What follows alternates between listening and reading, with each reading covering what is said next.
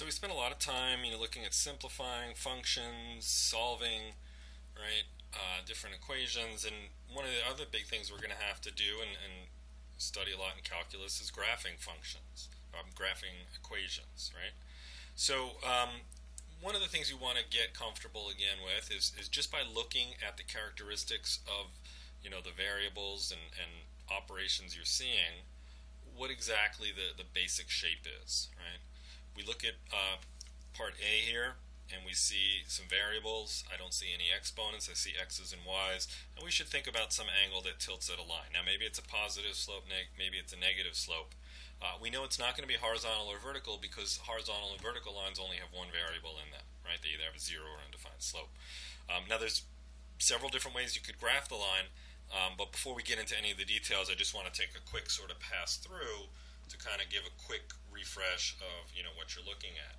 In part B, when you see a quadratic in one variable, x squared, right, you should be thinking about a parabola. Okay? Now, if it was x equals y squared, right, then it would be sort of sideways. Maybe it's up right side up, maybe it's upside down. Those are details that we should be able to identify and look at. But I just want to start with the basic picture. Some other things just that didn't make it onto this review sheet. There are functions like x cubed, right, that look, sort of like this, and then there are other polynomial curves that tend to have turning points, either the, arrows point in the same direction or opposite. We have absolute value function that looks like the v. You have rational functions that do things like this, that have horizontal and vertical asymptotes sometimes. So there's a wide variety of functions, and as they come up, you'll need to maybe refamiliarize yourself with the graphs.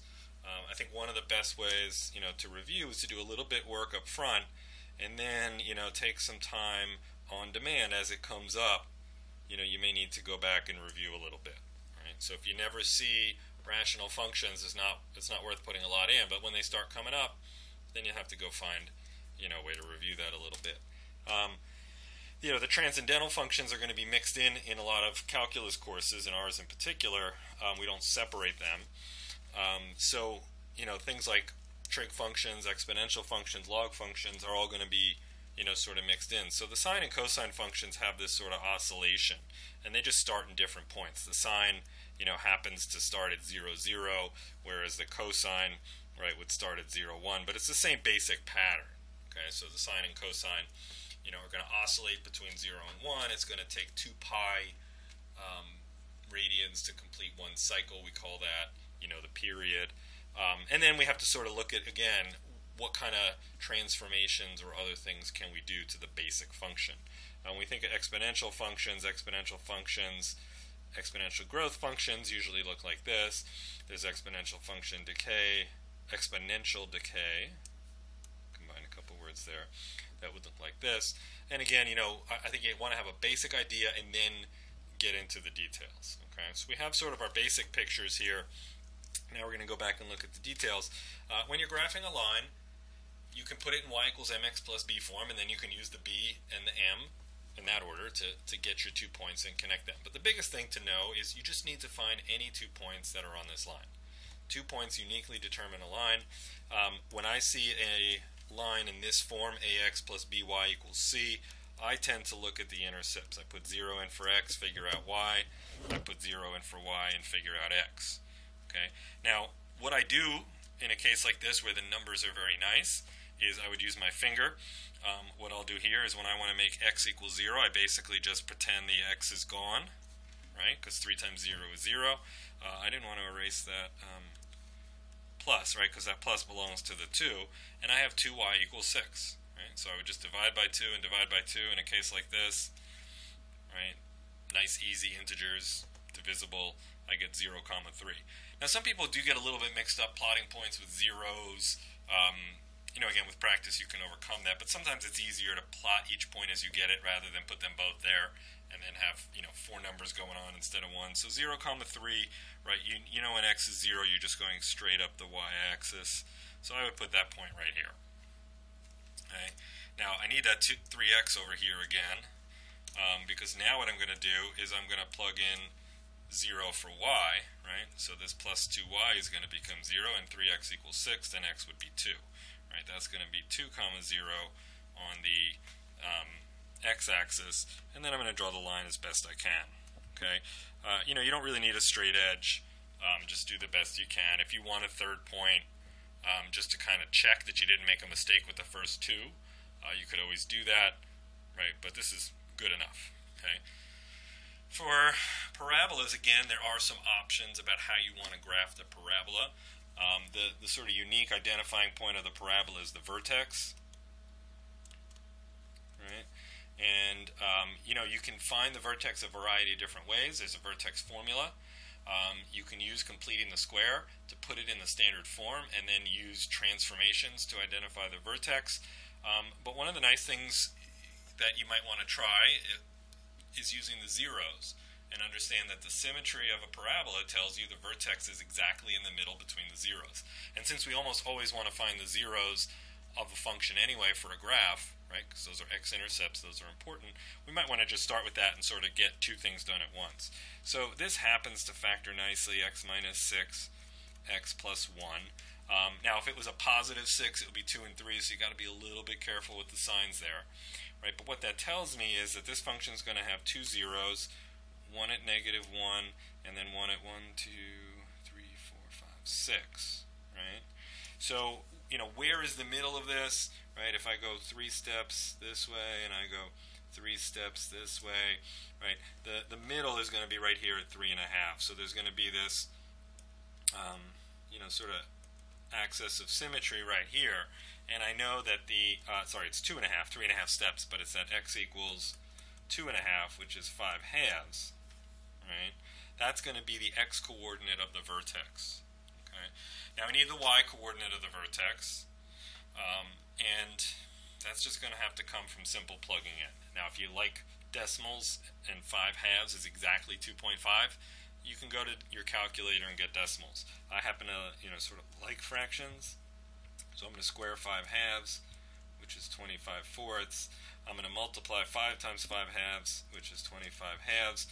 And then I'm going to subtract 6. Now I know ultimately I'm seeing a denominator of 4 here, so I'm going to sort of look ahead and just call that 624 over 4. I'm going to be a little bit lazy and save space here and make this a common denominator too, just times 2 times 2. 25 minus 50 minus 24. Okay. So 25 minus 24 is going to be 1, and 1 minus 50 plus 1, we're going to get negative 49 fourths, right, which is negative 12 and a quarter. Right, so that's like way off the graph. You know, you can always count by 2's here if you want to kind of fit this on the graph, negative 8, negative 10, negative 12. And right around here is where your vertex is going to be. I'm going to try to erase just, you know, some of this axis of symmetry and some of these other marks so we can have a cleaner graph. And, you know, really 3 points determine a parabola. That's good enough, but plugging in x equals 0 is pretty easy to do because all the x terms just disappear, so you get y equals negative 6.